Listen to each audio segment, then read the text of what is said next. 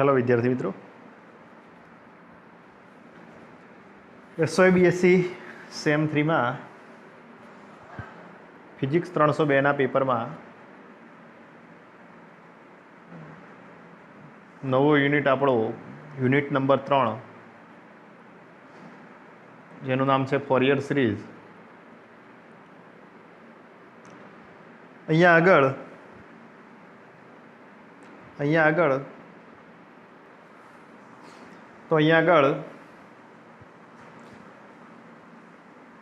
Fourier સિરીઝમાં unit number 3 આપણે જોઈએ તો સૌથી પહેલાં આપણે અહીંયા આગળ પ્રવેશમાં જઈએ તો એક વસ્તુ આપણે જોઈશું કે ભૌતિક શાસ્ત્રમાં તમે ઘણી આવર્ત ઘટનાઓનો અભ્યાસ કર્યો છે. દાખલા તરીકે લોલકના દોલનો, તરંગ ધ્વનિ અથવા પ્રકાશના તરંગના દોલનો, સ્વરકાંટાના દોલનો અને દોરીના દોલનો તમે જોયેલા છે. તમે એ પણ જાણો છો કે આવી આવર્ત ઘટનાઓની રજૂઆત માટે આવર્ત વિધેયનો ઉપયોગ થાય છે. દાખલા તરીકે સરળ આવર્ત તરંગની રજૂઆત આપણે નીચેના વિધેય દ્વારા કરીએ છીએ. તો y = a sin kx - omega t. હવે આપણે ધારો કે વ્યવહારની અંદર આપણે જે ઘટનાઓ આપણે જોઈ છે એ ઘટનાઓનો અભ્યાસ કર્યા છે. તો એ છે ધારો કે સાદા લોલકના દોલનો થાય છે. ત્યારબાદ આપણે ધારો કે પાણીની અંદર જે તરંગો આપણે જોઈ રહ્યા છીએ કે હવાના કારણે પેલા પાણીના મોજા ઊંચા થાય એ ટાઈપના તરંગો થાય છે. ધારો કે સ્વરકાંટાના જે દોલનો હોય છે, પછી દોરીના દોલનો, તો આ બધા સમય આધારિત, પછી એનું કંઈક સ્થાનાંતર હોય છે, બરાબર છે, એની આવૃત્તિ હોય છે કંઈક, બરાબર. તો આ પ્રકારના દોલનો આપણે જોઈએ છીએ.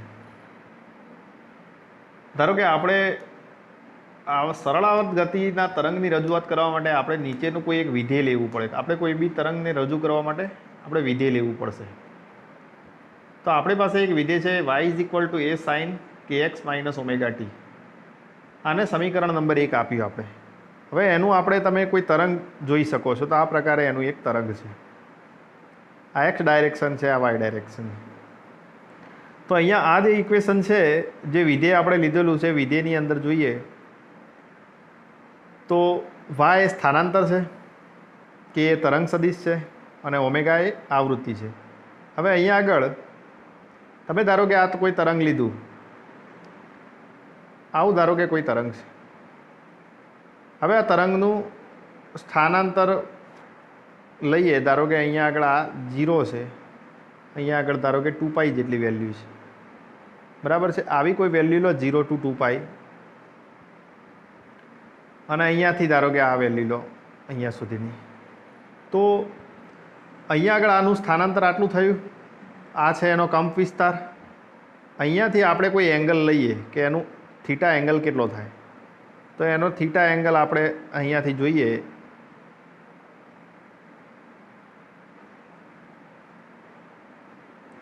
તો અહીંયા આગળ આપણે સાઇન થીટા લઈએ. તો સાઇન થીટા = સામેની બાજુ થઈ ભાગાકારમાં કર્ણ. તો સામેની બાજુ ભાગાકારમાં કર્ણ એટલે BC / AC આવશે. એટલે તમે અહીંયાથી એનું વેલ્યુ તમે નક્કી કરી શકો કે આનો આ કંપ વિસ્તાર અને એનું સ્થાનાંતર. એ પ્રમાણે અહીંયા આગળ એક ઇક્વેશન બનાવ્યું છે આપણે. તો અહીંયા આગળ આપણે જો આપણે જોઈએ, આપણે કોઈ એક ચોક્કસ સમયે ધારો કે t = 0 સમયે માધ્યમના બધા જ બિંદુઓ પાસે સ્થાનાંતર નોંધીએ તો y xનું આવર્ત વિધેય મળશે, જે આકૃતિમાં દર્શાવેલું છે. હવે આપણે માધ્યમના બધા જ બિંદુઓ આગળ સ્થાનાંતર અલગ અલગ નોંધતું જવાનું. તો y xનું આવર્ત વિધેય મળશે. તો t = 0 તમે આના અંદર લેશો તો t = 0 થશે તો તમને સમીકરણ ખાલી મળશે y = a sin kx. સમીકરણ 2 એક સાદું આવર્ત વિધેય છે, જેનો આવર્ત લેમડા જેટલો છે. તો લેમડા = 2π/k આપણે કહીએ છીએ, બરાબર. હવે અહીંયા આગળ y ઇઝ ઇક્વલ ટુ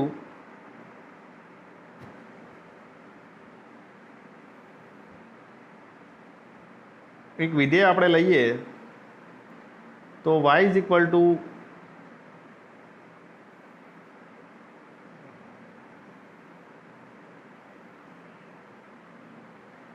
અહીંયા લેમડા એક્સ પ્લસ લેમડા લઈએ તો અહીંયા આગળ થશે સાઇન કે એક્સ પ્લસ કે લેમડા થશે, કે અંદર ગુણાકારમાં કરીએ તો. પછી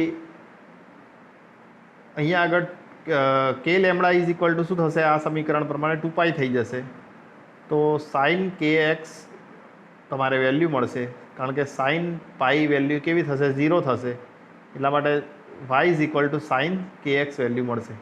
એટલે કે લેમડા અંતરે સ્થાનાંતરનું મૂલ્ય અથવા સમીકરણ 2 વડે દર્શાવાતું વિધેયનું પુનરાવર્તિત થતું જાય છે. એનું એ જ વિધેય તમને મળતું રહે છે. પહેલાં 0 એ પણ સાઇન કે એક્સ મળે છે અને 2π એ પણ તમને કેવું મળે છે, સાઇન કે એક્સ તમને વેલ્યુ મળે છે.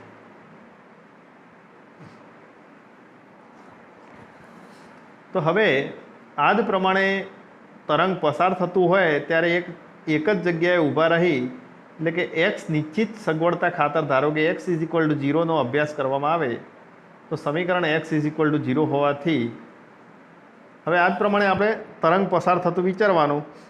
હવે એક જ જગ્યાએ ઊભા રહેવાનું છે, એટલે એક્સ નિશ્ચિત લેવાનો છે. આગળ શું લીધું તો આપણે ચોક્કસ સમય, એટલે સમય ફિક્સ કરી દીધો, ટી ઇઝ ઇક્વલ ટુ 0 સમય કર્યો છે. અહીંયા સ્થાન ચોક્કસ કરી દેવાનું છે. તો એના અંદર તમારે સમીકરણ જે મળશે એ y is equal two minus A sine omega T તમને મળશે.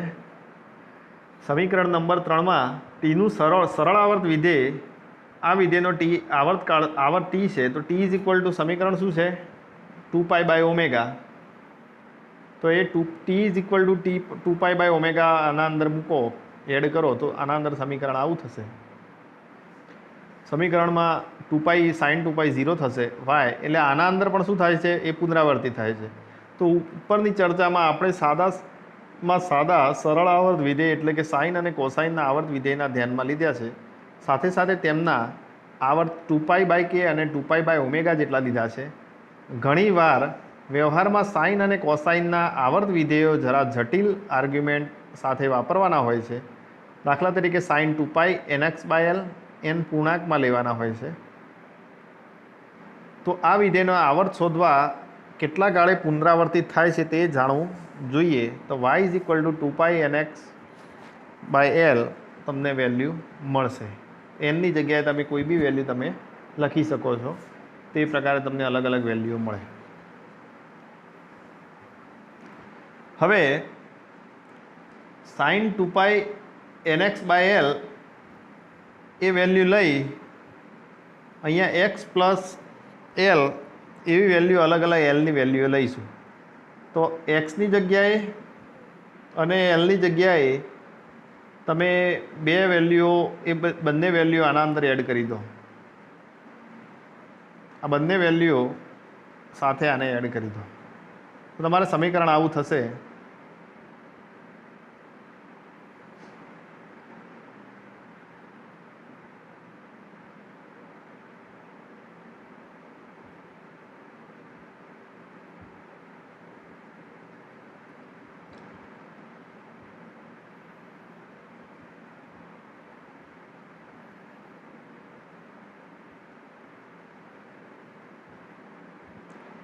Sign 2π nx/l. ઓકે, તો આગળ જોઈએ તો સમીકરણની અંદર આ એલ ઉડી જશે, સમીકરણ આવું મળશે. સાઇન 2π nx/l તમને વેલ્યુ જે મળે છે એ આ પ્રમાણે છે. હવે ઉપરની ગણતરી દર્શાવે છે કે આવર્ત વિધેય સાઇન 2π nx/l જો એક્સના આવર્તમાં એલ લીધો હોય છે. હવે વ્યવહારમાં એવું પણ બને છે કે આવર્ત ઘટનાઓ સાઇન કે કોસાઇનના વિધેય વડે દર્શાવી શકાય તેવી સાદી ન પણ હોય. આથી સમીકરણ 2, 3 અને 4 આલેખની મદદથી દર્શાવેલ આવર્ત વિધેય ધ્યાનમાં લેવાના છે. આ સમક્ષિતિજ અક્ષ ટી સમય અને ઉર્ધ્વ અક્ષ સમયના બદલાતી કોઈ આવર્ત ભૌતિક રાશિ દર્શાવે છે. આ આવર્ત વિધેયના આકૃતિ ટીમાં ટી સમયે પુનરાવર્તિત થાય છે. તો એક આવર્ત પૂરો થાય તો સ્થાનાંતરનું પુનરાવર્તિત પામે છે. હવે આપણે વ્યવહારની અંદર એવી ઘટનાઓ જોવાની છે કે દરેક વસ્તુ સાઇન અને કોસાઇનથી તમે દર્શાવી શકો એવી હોતી નથી, કારણ કે એમાં એંગલ ચેન્જ થાય છે. આગળના જે તમને વેવ મળ્યું છે એ વેવનું જે ફોર્મ છે એ આ પ્રમાણે હતું. તો આના અંદર તમારે એંગલ બદલાય છે દરેકમાં. હવે આના અંદર એંગલ તો એવો ને એવો જ રહેશે, આમાં એંગલ એવો ને એવો રહેશે ને આમાં એંગલ એવો ને એવો રહેશે. તો આવા ધારો કે કોઈ વિધેય હોય તો એના અંદર તમારે દરેક વસ્તુની અંદર તમે સાઇન કે કોસાઇન તમે વાપરી શકો એમ નથી. ધારો કે કોઈ તરંગનું આ પ્રમાણેનું છે, આ પ્રમાણેનું તરંગ છે, કોઈ તરંગ આ પ્રમાણેનું છે, આને કહેવાય સ્ક્વેર વેવ, આ છે સ્ક્વેર વેવ, આ રેક્ટેન્ગ્યુલર, આ એંગલ વેવ કહેવાય છે, આ પણ એંગલ વેવ. તો અહીંયા આગળ ભૌતિક દ્રષ્ટિએ આ વિધેયો સાદા લાગે છે, તેમને બૈજિક રીતે રજૂ કરવાના કામ પણ સરળ છે. જો કે અમુક રીતે તેમને સરળ બૈજિક નિરૂપણ આપી શકાય છે, તો પણ ભૌતિક શાસ્ત્રમાં સરળ બૈજિક નિરૂપણો ઉપરાંત તેમના છુપાયેલી બીજી હકીકતો વધારે અગત્યનું હોય છે. આ મુદ્દો સમજવો એક સાદું ઉદાહરણ લઈએ. ધારો કે આપણે પિયાનો પરથી પીરસવાનું સંગીત સાંભળી રહ્યા છીએ. આ એક ઉદાહરણ તમને આપે છે કે ધારો કે તમારી પાસે આવા કોઈ સરળ વિધેયો નહીં હોતા, તમને જે દેખાય છે એવા એના વેવફોર્મ હોતા નથી. વેવફોર્મ વારંવાર બદલાતા રહેતા હોય, અમુક આવું હોય, આવા એ હોય. તો આવા કોઈ વેવફોર્મ હોય તો એના માટે શું પરિસ્થિતિ થાય છે, તો એના માટેનું એક ઉદાહરણ છે. ધારો કે આપણે કોઈ પિયાનો પરથી સંગીત પીરસવાનું સાંભળી રહ્યા છીએ, કોઈ સંગીત સાંભળી રહ્યા છે પિયાનો પરથી. તો પિયાનોની અંદર સંગીત કેવું હશે કે એક લેવલનું નહીં હોય, તો એના અંદર વારંવાર એની ધૂન ચેન્જ થશે. અમુક વખતે એની ધૂન હાઈ થઈ જાય, અમુકમાં લો થઈ જાય, અમુકમાં સાવ લો હોય. તો એ પ્રમાણે ચેન્જીસ હોય છે. તો આપણા કાન પાસે આવતા ધ્વનિના તરંગો હકીકતમાં કેવા હોય છે? જટિલ હોય છે.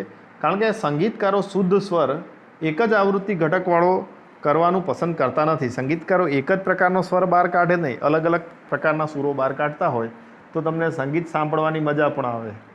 તો આ હકીકતમાં આપણી પાસે સંગીતમય ધ્વનિ પહોંચે છે, તેમાં એક લઘુત્તમ આવૃત્તિવાળું તરંગ અને બીજી બધા ઘણા લઘુત્તમ આવૃત્તિના પૂર્ણ તરંગો, ગુણાંકવાળી આવૃત્તિના તરંગો હોય છે. તો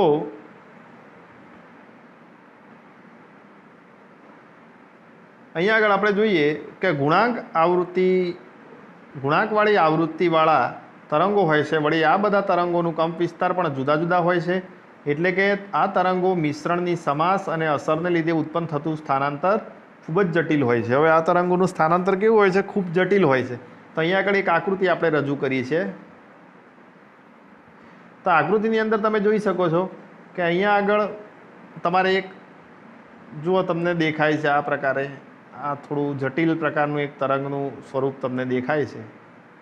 તો આ પ્રકારે તમે જે જુઓ છો તે તમને પિયાનોની અંદર મળતું સંગીતનો સ્વર તમને દેખાવા મળે છે.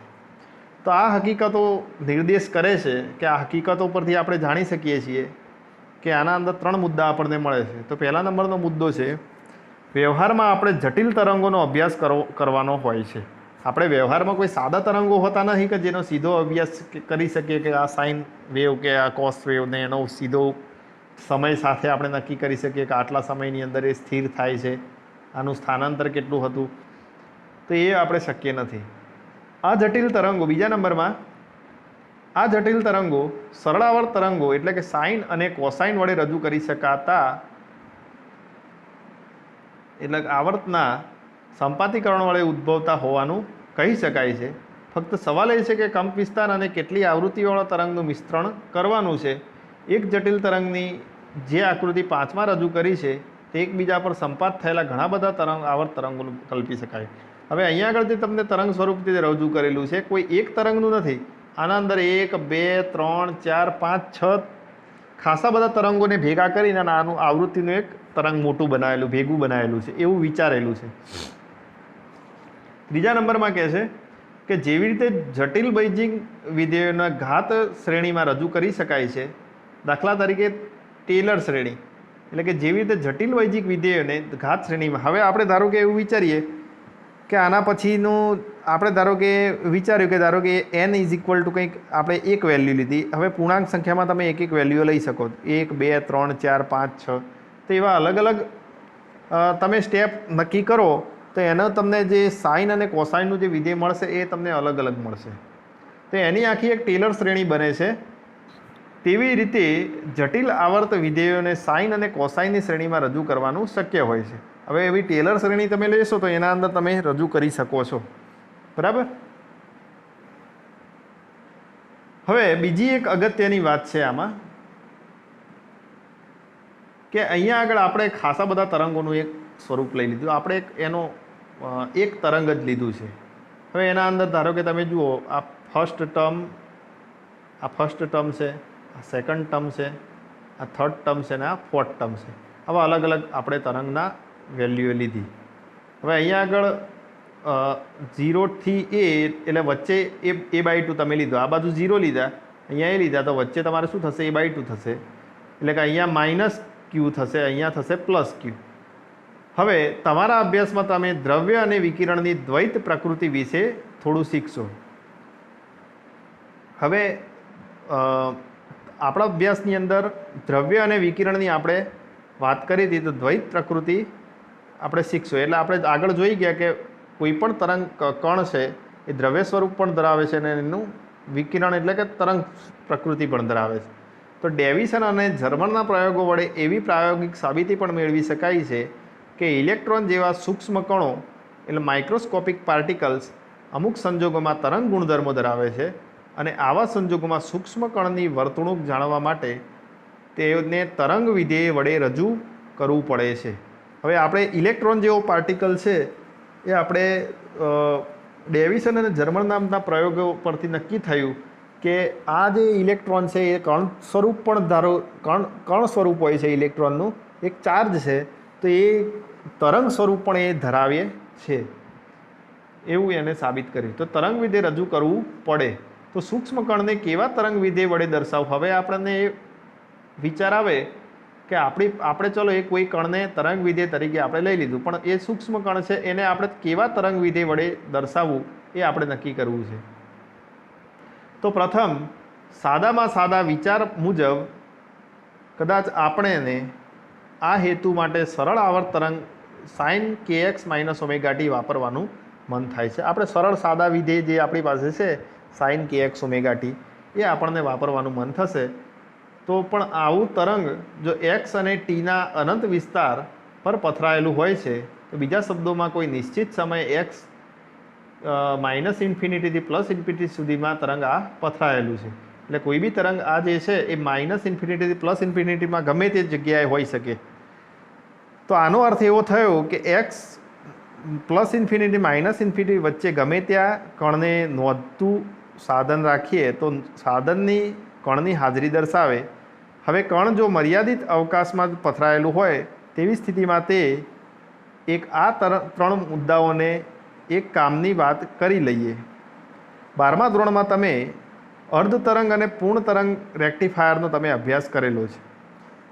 આવા અભ્યાસમાં આઉટપુટ વોલ્ટેજના તરંગ સ્વરૂપે 6 અને 7મા આકૃતિમાં બતાવેલું છે. હવે તમારે FIBSCમાં સેમેસ્ટર 1ના યુનિટ નંબર 4માં તમારે અર્ધ તરંગ અને પૂર્ણ તરંગની થિયરી આવે છે. તો અહીંયા આગળ તમારે આ જે દેખાય છે આ કઈ લાઈન છે? તો આ DC લાઈન છે, આ પણ DC લાઈન છે, બરાબર છે. હવે અહીંયા આગળ તમે અર્ધ તરંગ અને પૂર્ણ તરંગની અંદર તમારે કેવું થાય કે અમુક આ ડીસીની અંદર એસીની અમુક અશુદ્ધિઓ રહી જતી હોય છે. ધારો કે આ કોઈ તરંગ છે, ધારો કે આ એસી હોય, તો અમુક આવું ડીસીની આવી અશુદ્ધિઓ રહી જતી હોય છે. તો આવી અશુદ્ધિઓની અંદર આ જે તરંગનું જે વિધેય કહેવાય એ કેવું થશે? મિશ્ર કહેવાય, બરાબર છે. બધું મિક્સ થઈ ગયું છે. તો આ પ્રકારના અભ્યાસ ઉપરથી તમે નક્કી કરી શકો છો કે આ જટિલ તરંગ વિધેય આનું લેવું પડે. જો આ તરંગોને તેમના સરળ આવર્ત ઘટકો રજૂ કરી સરળ આવર્ત ઘટકો શોધી કાઢીએ તો તેમના કેટલા એસી ઘટક રહ્યો છે એ ગણી શકાય અને રેક્ટિફિકેશનની કેટલી ક્ષમતા થઈ છે એ અંગે નક્કી કરી શકાય. હવે સરળ આવર્ત ઘટકો કાઢીએ તો તેમાં કેટલા એસી ઘટક રહ્યા છે અને રેક્ટિફિકેશન કેટલી ક્ષમતાથી થયું છે આપણે નક્કી કરી શકીએ એના ઉપરથી.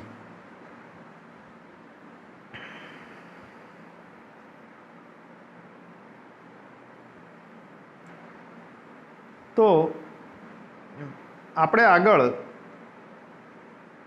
આ પ્રમાણે આગળનું કોઈ એક ઉદાહરણ આપણે લઈશું. તો અત્યાર સુધી આપણે અહીંયા આગળ જોઈ ગયા કે ફોરિયર સિરીઝમાં તમારે જે સિરીઝ લેવાની છે એ ટેલર શ્રેણીની અંદર તમારે તરંગની અંદર એના વિધેયો બતાવવાના છે.